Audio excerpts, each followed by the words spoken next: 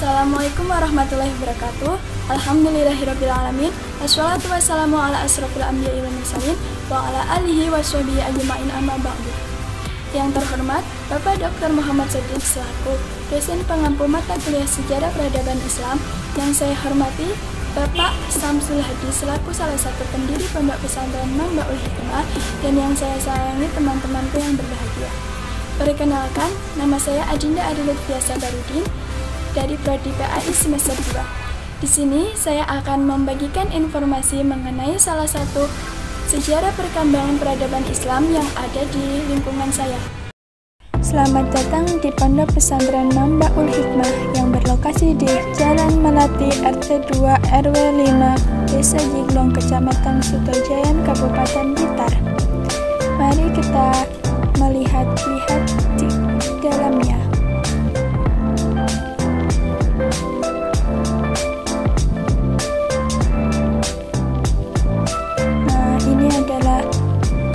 Dari salah satu pengurus sekaligus pendiri Pondok Pesantren Mambaul Hikmah.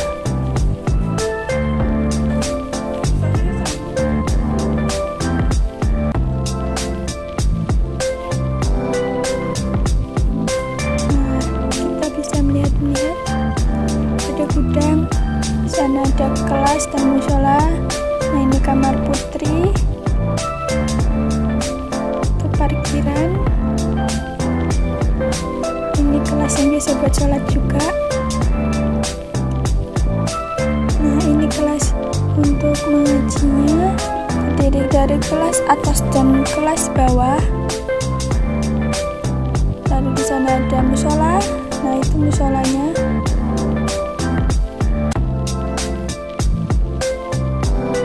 Sekarang mari kita menuju ke belakang.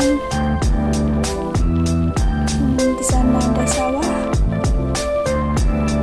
Ini ada kelas juga. Di sebelah kiri, sebelah kanan ada kelas. Ini kelas. Yang sebelah kirinya ada kamar putra.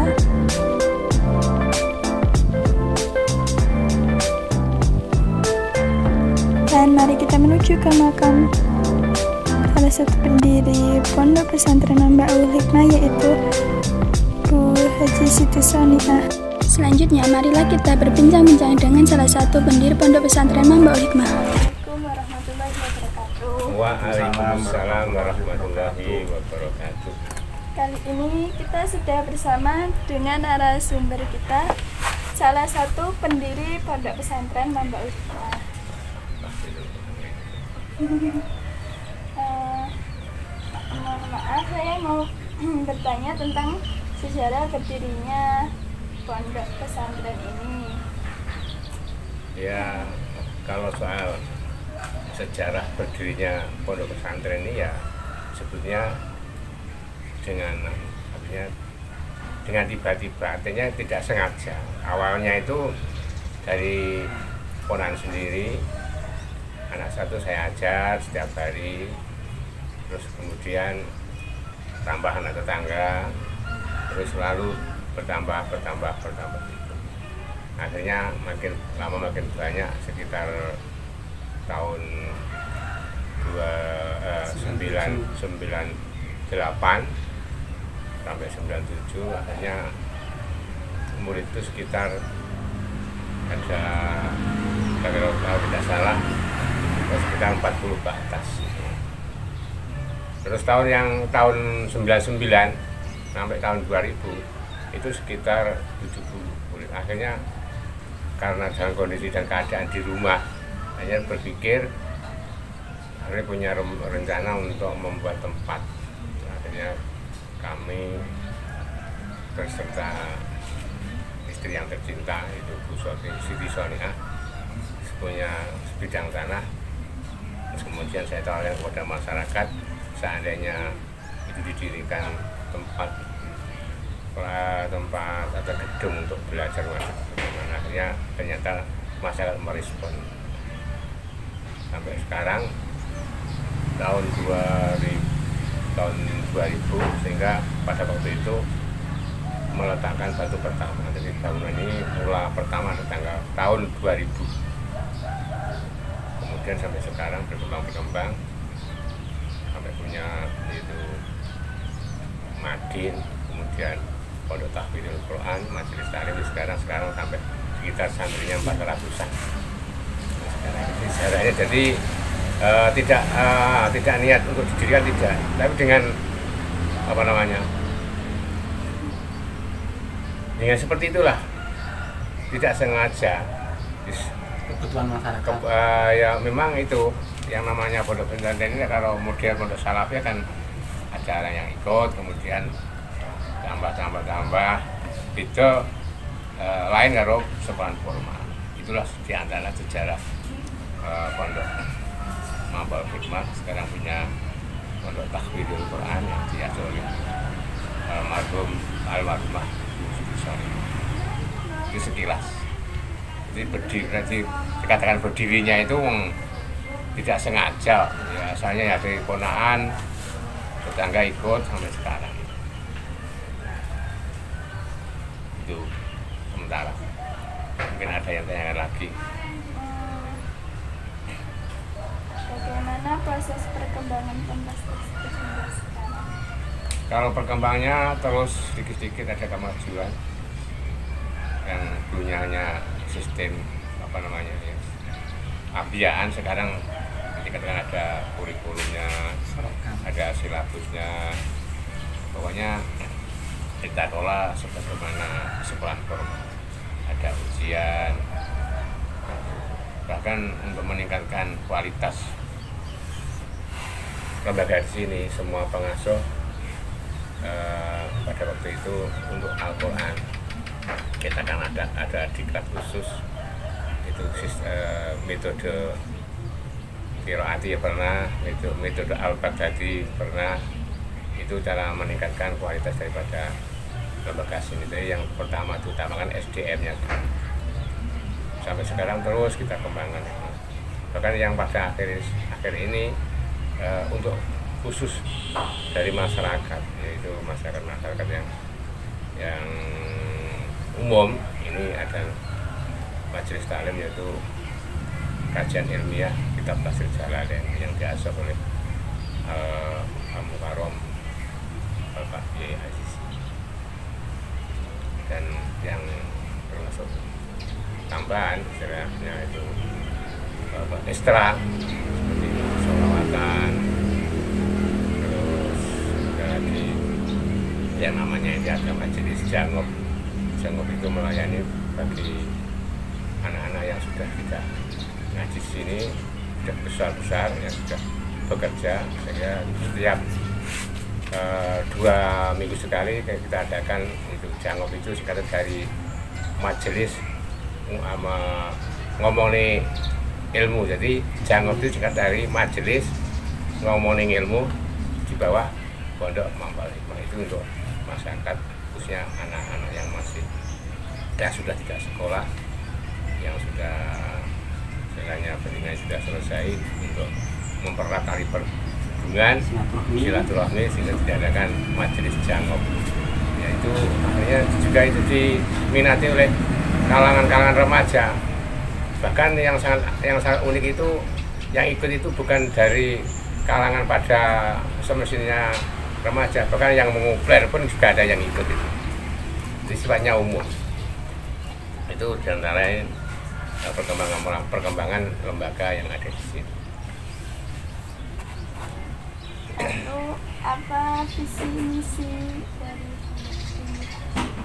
Ya sederhana, supaya masyarakat itu jadi masyarakat yang baik, dari anak itu yang soleh dan solehah, yang taat kepada Allah dan Rasulnya, kepada yang selalu banyak bermanfaat kepada masyarakat. Jadi tidak muluk-muluk, penting bagaimana dari anak ini di rumah jadi orang yang baik kepada Allah, baik kepada masyarakat, dengan cara itu materi-materi yang sudah disebutkan. Siapa saja yang menjadi pengurus dalam ini? Maksudnya dari masyarakat. Wah ya itu paduan, satu dari kalangan dalam, kemudian dari masyarakat. Di pengurusnya itu campuran dari lembaga dan dari masyarakat atau dari guru-guru yang ada di sini. Wow, masalah pengurusnya. Terus lalu berapa jumlah santri dulu sampai sekarang? Maksudnya Jumlah santrinya yang sudah keluar atau sampai alumni itu apa sekarang, yang sekarang ini? dulu sampai sekarang dulu berapa? Ya kalau kita hitung ya enggak berapa ya, dulu sampai yang pertama kali tahun 98 itu sekitar 70, sampai sekarang kan ya sampai ada murid 400 ya sudah. Tiap 1 tahun kan mesti mengeluarkan dari alumni itu sekitar 30. Biasanya ya yes, itu tinggal mengalihkan saja, perkiraan seperti itu. Jadi sampai sekarang sekian itu hanya sekitar 400. Yang aktif ya 360. Karena yang namanya desa itu ada ya ada anak yang tidak aktif gitu. Terima kasih. Lalu apakah ada pesan kepada teman-teman dari mahasiswi seperti Al-Muslimun?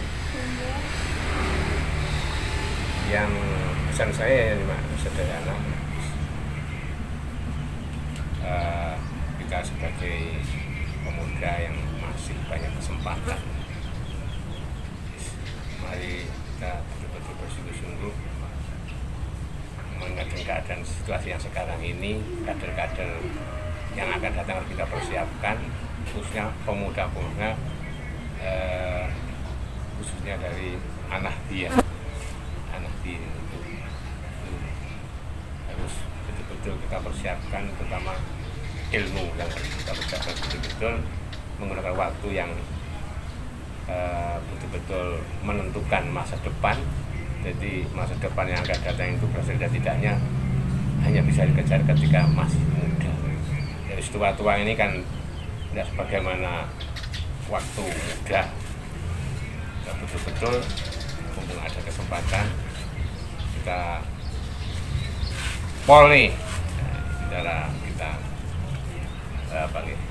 pesan saya dari teman-teman dari mahasiswa, bagaimana suami dulu walaupun masih sudah keluarga itu untuk meningkatkan kualitas SDM-nya itu dimanapun yang urusannya tentang ilmu dia bekerja tidurkan. Bahkan Bu Soni itu sarjananya kan sudah punya anak 3. Menghafal Al-Quran ini sudah bersuami, artinya sudah pada waktu itu Bu Soni menghafal Al-Quran itu pada waktu itu masih 5 juz. Jadi Bu Soni nikah itu 5 juz. Itu pun tidak mempengaruhi cita-cita Bu Soni. Semboyan Bu Soni itu seperti ini, biar saya mati demi Al-Quran, seperti itu. Semangatnya luar biasa. Bu Soni 3 tahun sedikit, Quran itu sudah 3 tahun. Jadi hafal kayak 3 tahun sedikit, kemudian mengulangi sampai 3 kali, terus terakhir wisuda.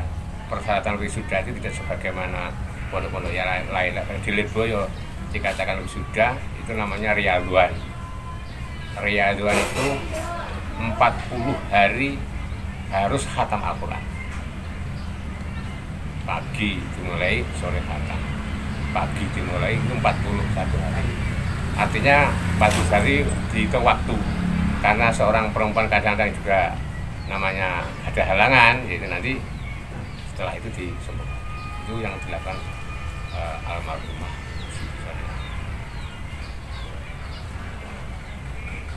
Itu pesan saya untuk sebagai contoh daripada muda-muda sekarang. Itulah contoh-contoh beliau Bu Soni sebagai perintis pondok tahfidzul Quran di sini. Bahkan yang sangat saya kesan, almarhumah itu kalau sholat malam itu walaupun dalam kondisi sakit, bahkan tidak bisa bicara pun sholat, namanya sholat malam. Itu pesan saya.